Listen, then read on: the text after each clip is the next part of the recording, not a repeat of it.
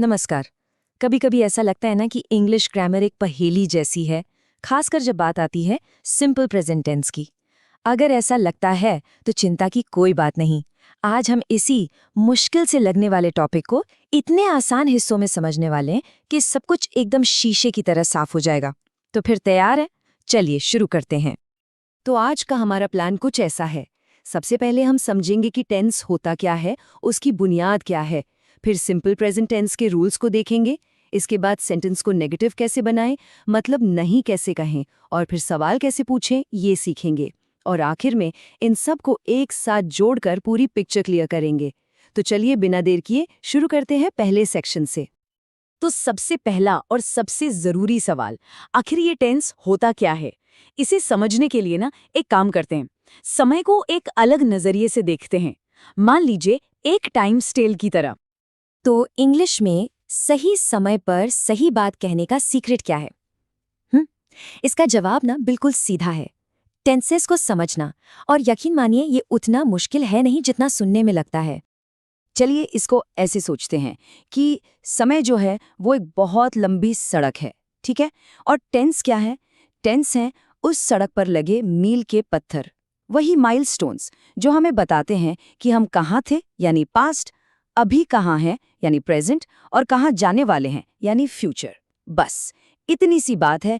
Tense का काम सिर्फ ये बताना है कि कोई एक्शन, कोई काम आखिर हुआ कब। अच्छा, तो टेंस का बेसिक आइडिया तो हमें लग गया। अब आते हैं सीधे मुद्दे पर और सिंपल प्रेजेंट टेंस की तह तक चलते हैं। सबसे पहले हम सीखेंगे कि अफर्मेटिव यानी कि हाँ वाले पॉजिटिव सेंटेंसेस कैसे बनते हैं। तो इस टेंस का सबसे बड़ा सीक्रेट पता है क्या है? बस एक चीज, वो ये है कि जो मेन वर्ब है, मतलब जो काम हो रहा है, वो सिर्फ एक ही बॉस की सुनता है, और वो बॉस है सेंटेंस का सब्जेक्ट, यानी काम करने वाला। बस ये एक बात पकड़ ली तो सब आसान है। अब इस रूल को और आसान बनाने के लिए एक काम करते हैं, जितने भी सब्जेक्ट्स हैं ना उनको दो टीम्स में बांट देते हैं, ठीक है? तो टीम नंबर 1 में है आई, वी, यू, दे और कोई भी प्लूरल नाउन, मतलब एक से ज्यादा लोग या चीजें। और टीम नंबर 2 में कौन है? ही, शी, इट, या फिर कोई भी एक अकेला नाम, जैसे राम, सीता, कोई भी। अब देखते हैं कि ये दोनों टीमें खेलती कैसे हैं। और यहीं पर है असली मैजिक। अगर सब्जेक्ट टीम 1 से है तो वर्ब जैसा है वैसा ही रहेगा, कोई चेंज नहीं, बिल्कुल नहीं। जैसे दे प्ले फुटबॉल, प्ले का प्ले ही रहा। लेकिन अगर सब्जेक्ट टीम 2 से है तो हम क्या करते हैं? हम बस वर्ब के आखिर में एक छोटा सा एस या ईएस जोड़ देते हैं, जैसे शी प्लेज फुटबॉल। देखा, प्ले बन गया प्लेज। है ना कितना सिंपल? चलिए पॉजिटिव सेंटेंसेस तो बनाने आ गए। अब सीखते हैं ना कहना, मतलब इन सेंटेंसेस को नेगेटिव में कैसे बदला जाए। अब यहाँ पर ना इंग्लिश ग्रामर का एक गोल्डन रूल है जो हमेशा याद रखना है। वो ये कि नॉट शब्द जो है वो बड़ा शर्मीला है, मतलब वो कभी भी अकेला नहीं आता। उसे हमेशा अपने साथ एक दोस्त चाहिए, एक हेल्पर, जिसे हम कहते हैं हेल्पिंग वर्ब। लेकिन एक मिनट, जरा सोचिए, हमारे सेंटेंस दे प्ले फुटबॉल में इसमें तो कोई हेल्पिंग वर्ब है ही नहीं, तो फिर नॉट को किसके साथ लगाएंगे? अब क्या करें? है ना ये एक मजेदार पहेली। और इसी पहेली को सुलझाने के लिए एंट्री होती है हमारे दो सुपर हीरोज की, डू और डज। जी हाँ, जब भी सिंपल प्रेजेंट टेंस में कोई हेल्पिंग वर्ब नहीं होता तो ये दोनों मदद के लिए हमेशा हाजिर रहते हैं।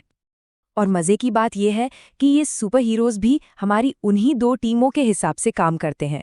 टीम 1 के सब्जेक्ट्स के लिए आता है डू नॉट, और टीम 2 के सब्जेक्ट्स के लिए आता है डज नॉट। बिल्कुल सीधा साधा हिसाब है।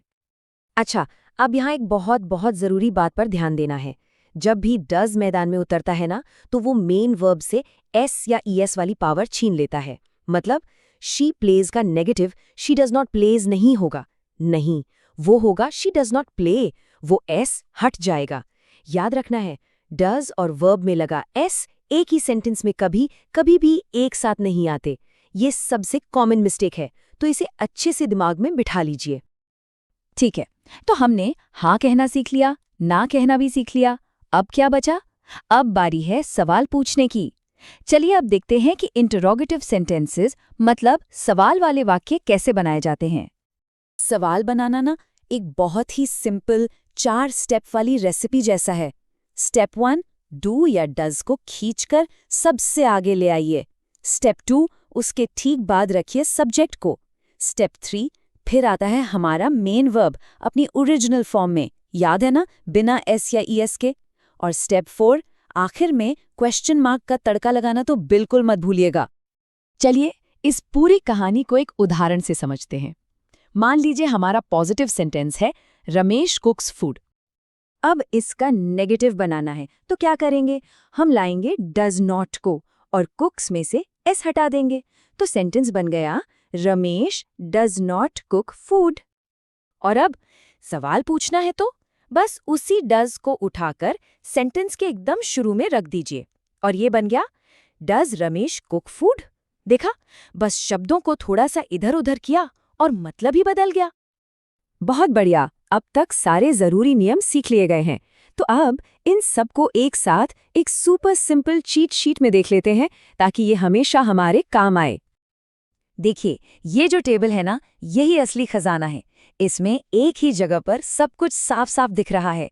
दोनों सब्जेक्ट टीम्स के लिए पॉजिटिव, नेगेटिव और इंटेरोगेटिव सेंटेंसेस कैसे बनते हैं, इसका चाहे तो एक स्क्रीनशॉट भी ले सकते हैं। ये एक ऐसा टूल है जो हमेशा काम आएगा और सब कुछ याद दिला देगा। ठीक है, नियम तो सारे समझ आ गए, लेकिन इस टेंस को इस्तेमाल कहाँ करना है? असल जिंदगी में ये कब काम आता है? बहुत आसान है। जब भी हम अपनी रोज की आदतों, अपने शौकों या फिर उन यूनिवर्सल सच के बारे में बात करते हैं जो कभी नहीं बदलते, तब हम सिंपल प्रेजेंट टेंस का यूज करते हैं। जैसे the sun rises in the east, सूरज हमेशा पूरब से ही उगता है। तो देखा, जो चीज शुरू में एक उलझी हुई पहेली लग रही थी, अब उसके सारे टुकड़े अपनी अपनी जगह पर फिट हो गए हैं। अब हमें पता है कि सिंपल प्रेजेंट टेंस कैसे काम करता है, इसके रूल्स क्या हैं और सबसे जरूरी, इसे असल जिंदगी में कब और कैसे इस्तेमाल करना है। तो अब आखिर में एक छोटा सा चैलेंज है। अपनी रोज की कोई एक आदत या काम के बारे में सोचें और उसे सिंपल प्रेजेंट टेंस का इस्तेमाल करके इंग्लिश में बोलने की कोशिश करें। यही पहला कदम है। बस प्रैक्टिस करते रहना है और कॉन्फिडेंस अपने आप आता जाएगा।